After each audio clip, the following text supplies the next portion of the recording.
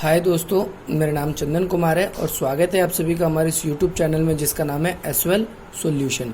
आज आप सभी के सामने हम नई वीडियो लेकर आए हैं जो कि बीए प्रोग्राम सेकंड और थर्ड ईयर के ऐसे स्टूडेंट जिनके हिंदी का एग्ज़ाम है या हिंदी का जिनके पास सब्जेक्ट है उनके लिए हमने आज की वीडियो बनाई है ताकि उनको व्याकरण का एक मोस्ट इम्पॉर्टेंट टॉपिक जो है वो कवर अप हो जाए। और ये 5 मार्क्स का आपके एग्ज़ाम में पक्का आएगा ही आएगा और 5 मार्क्स इसके एग्ज़ाम में आपको पक्का मिलेंगे।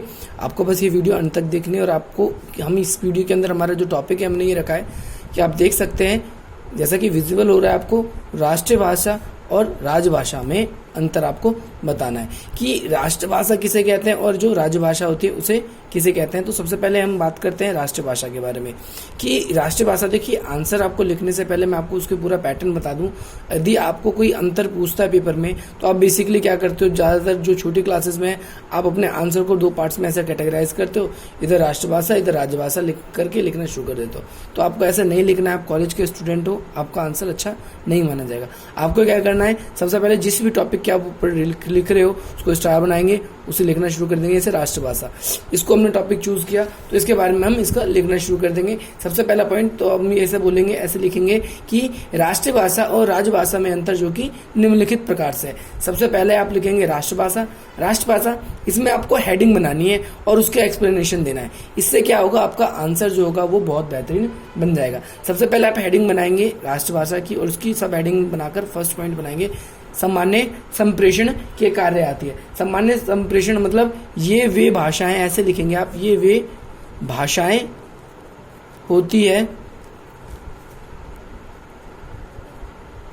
जो कि सामान्य तौर पर संप्रेषण, आपका संप्रेषण का मतलब होता है एक तरीके से आपका संपर्क साधना, उसके कार्य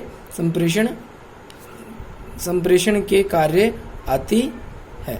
सबसे पहली बात तो ये होगी हमारी। जरा हम दूसरी बात करते हैं कि भाई जो राष्ट्रभाषा है उसकी क्या खासियत है, क्या विशेषता है। देखो क्वेश्चन कई तरीके से पूछता है, सीधा सिंपल पूछ लेगा राष्ट्रभाषा की विशेषताओं का वर्णन कीजिए, राजभाषाओं की विशेषताओं का वर्णन कीजिए या दोनों में अंतर स्पष्ट कीजिए। तो आपको इस तरीके से लिखना है। पहली बात हमने कह दी। दूसरी बात हम इसके अंदर ये बताएंगे कि जो राष्ट्रभाषा होती है, जो हमारी राष्ट्रभाषा है, राष्ट्रभाषा इसमें क्या है कि हम देखते हैं ज्यादातर क्या है कि हमने देखा संप्रेषण के काम आती है, यानी बोलने संपर्क साधने के काम आती है। तो इसमें क्या है कि इसमें हम क्या करते हैं, असीमित शब्दों का प्रयोग करते हैं। असीमित शब्दों का प्रयोग ये किस प्रकार से किया जाता है कि भाई देखो, एक होती है आपकी राजभाषा जिसके बारे में हमने बात नहीं करी है, लेकिन ये जो राजभाषा होती है मुख्य तौर पे मैं आपको बताना जरूरी है, भी तो अभी बता देता हूँ कि ये हमारे शासन प्रशासन संभालने के काम में आती है। और ये सामान्य बोली, अब हम देखते हैं अगर कोई ऐसी भाषा होती है जो सामान्य बोली के अंदर आती है तो उसके अंदर हम क्या करते हैं, असीमित जो शब्द मन करता है हम वो शब्द प्रयोग कर देते हैं। हम एक तहजीब से भी हम अगर हम उस वर्ड को यूज नहीं करते तब भी हमारा उसमें चल जाता है। क्यों चल जाता है, क्योंकि वो हमारी सामान्य बोली हो जाती है, एक तरीके से संपर्क साधने के काम में आती है। और दूसरा पॉइंट क्या है, इसमें असीमित शब्दों का प्रयोग किया जाता है। सीमित दायरा नहीं है कि आपको इसी तरीके से उस शब्दों का प्रयोग करना, आप अपने मनचाहे ढंग से भी उसको प्रयोग कर सकते हैं। नंबर 3 के बारे में बात करते हैं। इसके अंदर आपको क्या है, साक्षर यानी पढ़ा लिखा, इस भाषा को बोलने के लिए लिखने के लिए पढ़ा लिखा होने की आवश्यकता नहीं पड़ती। क्यों, क्योंकि भाई ये क्या होता है, आपकी एक मूल रूप से संप्रेषण करने के काम में आती है, जिससे आप एक दूसरे से संपर्क साधने के काम में करते हैं। तो संपर्क साधने के लिए देखते हैं हम आज हमारे भारत देश में बहुत से ऐसे लोग हैं जो कि हिंदी भाषा का प्रयोग करते हैं, वो उसको अच्छी तरीके से नहीं जानते, यानी उनको पढ़ लिख नहीं सकते, लेकिन फिर भी क्या है कि आज वो अच्छी तरीके से उसको बोल पाते हैं। तो इसके अंदर ये पॉइंट आपको लिखना है इस प्रकार से एक्सप्लेन करके। चौथा पॉइंट जो आपका आएगा इसके अंदर, चौथा पॉइंट इसके अंदर ये आएगा कि इसके अंदर देश की, इस भाषा के अंदर देश की आपकी संस्कृति और समाज का दर्शन होता है। कैसे दर्शन होता है, क्योंकि इसके अंदर आपका एक नियमित रूप से एक शब्द का प्रयोग नहीं होता या एक तरीके की भाषा का ही प्रयोग नहीं होता। अगर हम देखते हैं कि रीजनल जो बोलियां होती है या क्षेत्रीय जो भाषाएं होती है, हमारी क्षेत्रीय भाषाएं, तो क्षेत्रीय भाषाएं में हमें क्या देखने को मिलता है, क्षेत्रीय भाषाएं जो होती है हमें उसके अंदर सीधा सीधा हमारा ये है कि हम उस क्षेत्र की संस्कृति को उस भाषा के जरिए पहचान सकते हैं। तो क्या है कि भाई एक तरीके से जो हमारी राष्ट्रीय भाषा होती है उसके अंदर हम इस प्रकार से हम उसको पहचान सकते हैं कि उसके अंदर हमारे संस्कृति, उस देश के अंदर क्या पहचान है उसकी, क्या है, क्या क्षेत्र में किन भाषाओं का प्रयोग किया जाता है, किन शब्दावलियों का प्रयोग किया जाता है, इन सब चीज़ों का हम आसानी से हमें उसकी जानकारी प्राप्त हो जाती है। और अगली पॉइंट बात आती है तो सीधी सीधी कि ये वो भाषाएं होती है, जैसे कि हम देखते हैं कि भाई हमारा अगर हिंदी भाषा के बारे में बात करते हैं हम, हमारी एक अगर हम बोलते हैं हिंदी भाषा हमारी राष्ट्रभाषा है, तो इसके अंदर हम देखते हैं कि ये हमारे विभिन्न क्षेत्रों में बोली जाती है, विभिन्न क्षेत्रों में बोली जाती है।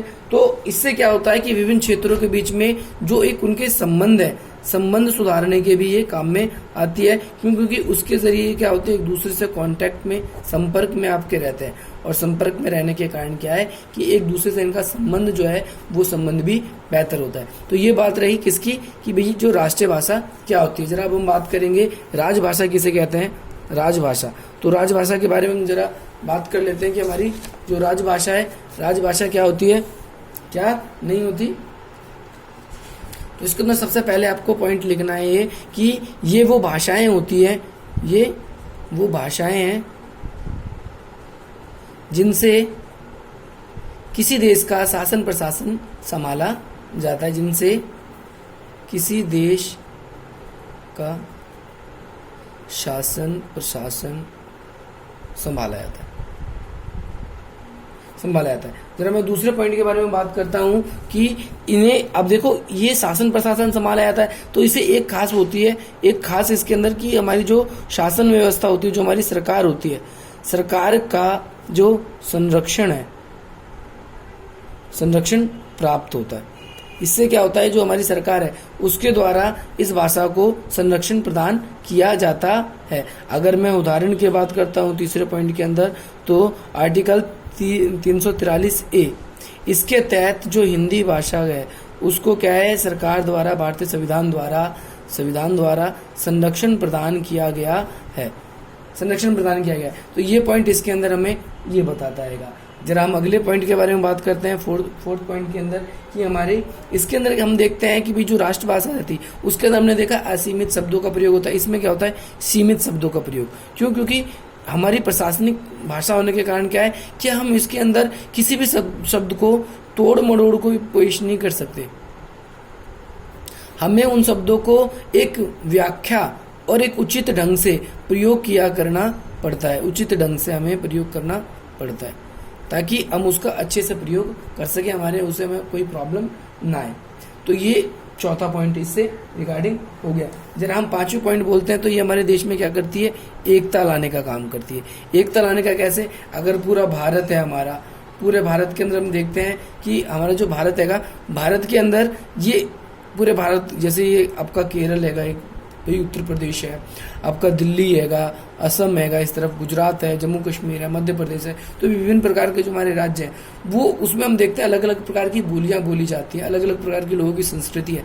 लेकिन इस भाषा के जरिए क्या है कि एक एकता होती है, क्योंकि पूरे देश का शासन प्रशासन जिसे भी राजभाषा का दर्जा प्राप्त होता है उस भाषा में ही चलाया जाता है। तो सबके सब किसी न किसी माध्यम से एक दूसरे से जुड़े रहते हैं, जिसके कारण देश में एकता लाने का भी काम होता है। तो ये वीडियो रही हमारी। अगर आपकी वीडियो अच्छी लगी हो तो लाइक करें, शेयर करें और सब्सक्राइब करें।